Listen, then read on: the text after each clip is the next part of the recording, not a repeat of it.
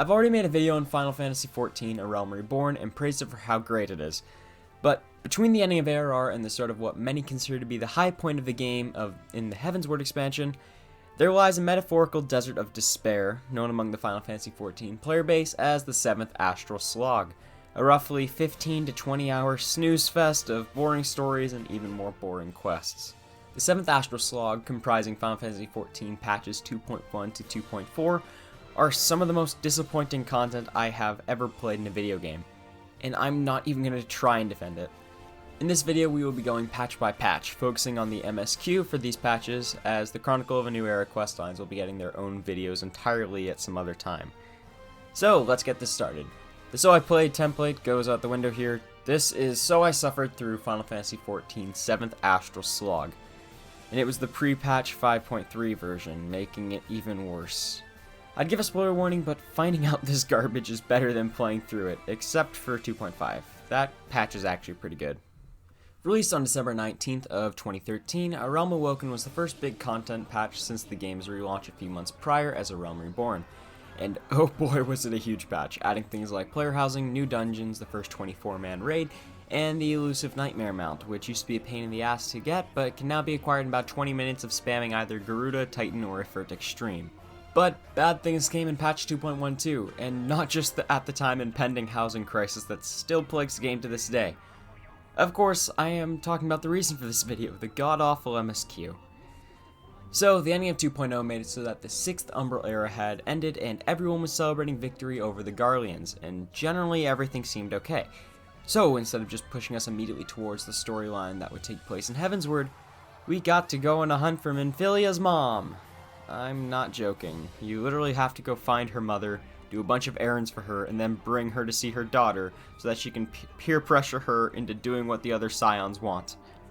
I had not realized how manipulative that sounds until now.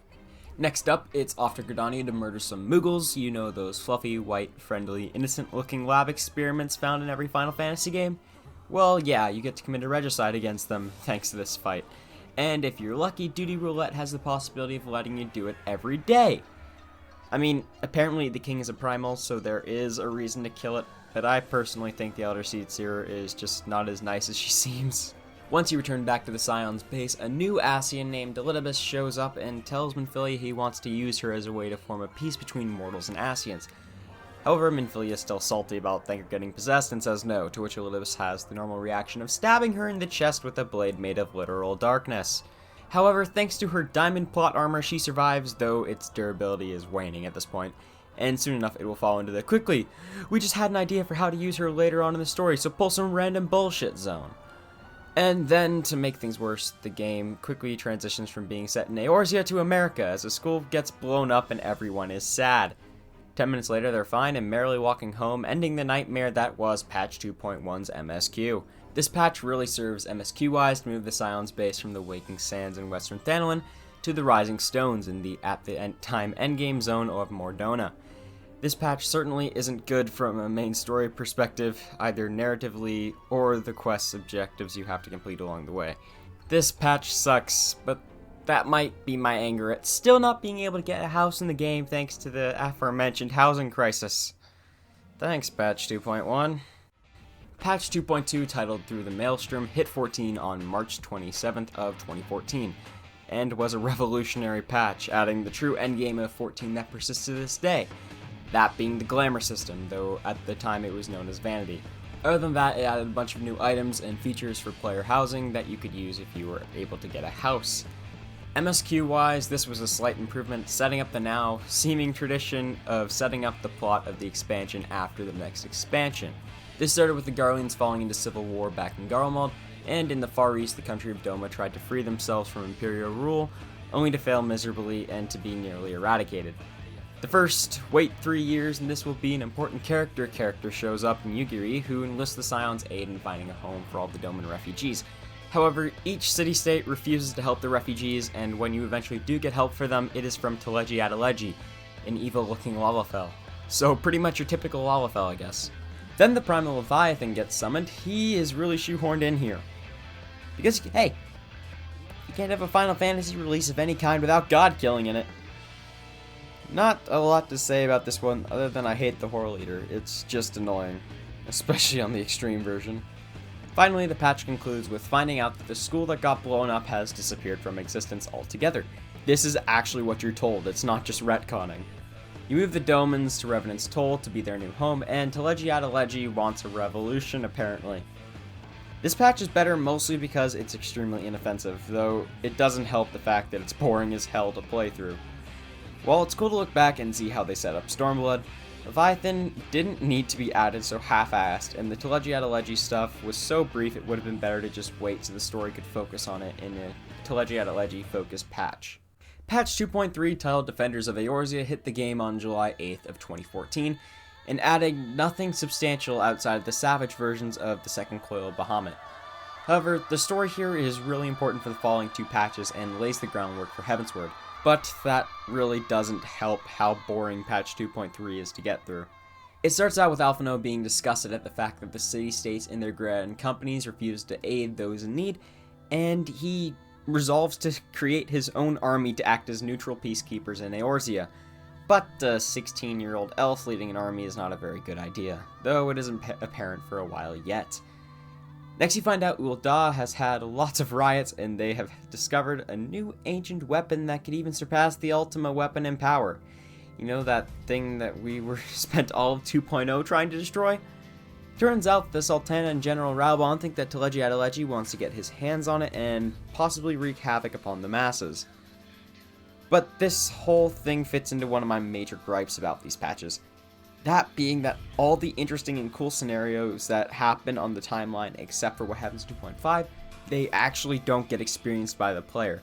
Instead, NPCs just relay all the information through tons of text, and it isn't nearly as cool as if they made it so that you were there and experienced it, especially when it is an event with as many ramifications for the world as what the ul'dah riots lead into later on.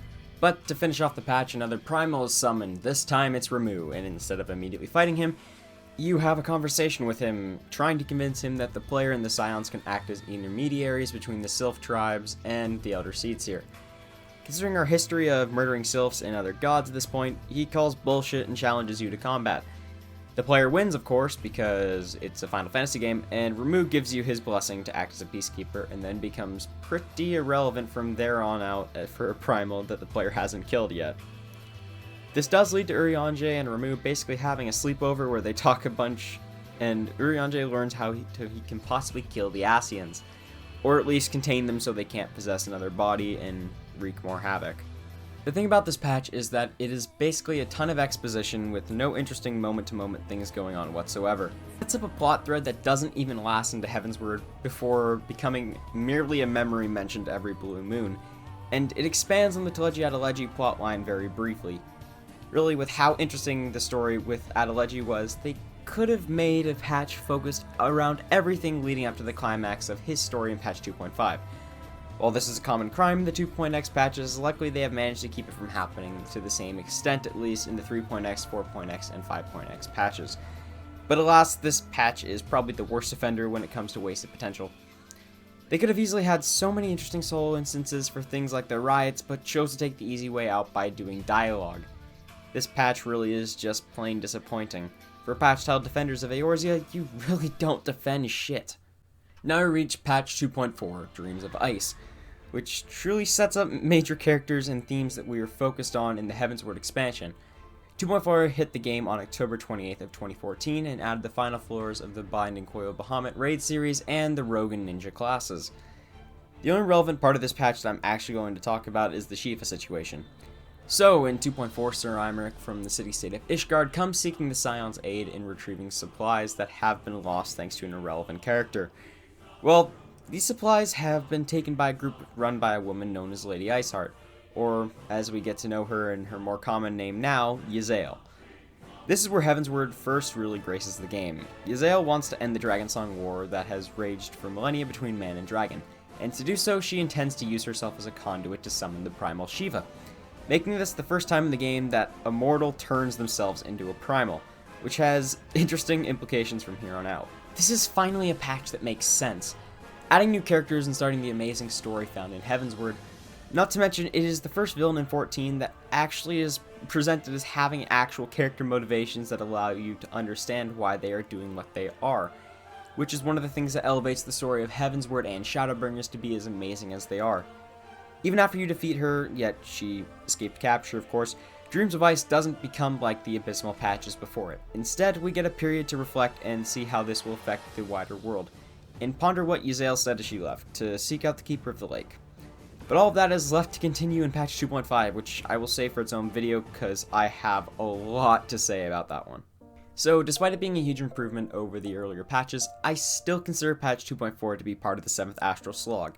Yet the moment 2.4 ends is when the game truly kicks into high gear and blooms into the absolute masterpiece of a story that we know it as today. But the 7th Astral Slog was the price we had to pay to get to that point. And I'd say getting through it is almost a rite of passage for new players, because boy oh boy, the 12 to 20 hours spent slogging through all of this crap really is annoying. While the slog does contain very important moments for the Scions and the whole of Eorzea, it really is just a load of boring busyworks that feels dragged out in parts, rushed in parts, and all around uninspired. Not to mention a lot of it is doing the same crap that you did in A Realm Reborn, and instead of a meaningful continuation of the story, it feels like some crappy DLC where it's simply a rehash of what you have already done, and gives a really bad attempt at hiding that as well.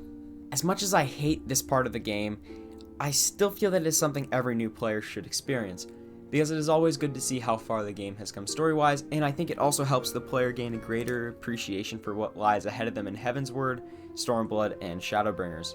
The slog was a product of poor management on Square Enix's part. With A Realm Reborn, an absurd amount of new players joined the game, and suddenly 14 had gone from a failure that had threatened to take out the company to their newest juggernaut in a matter of under a year.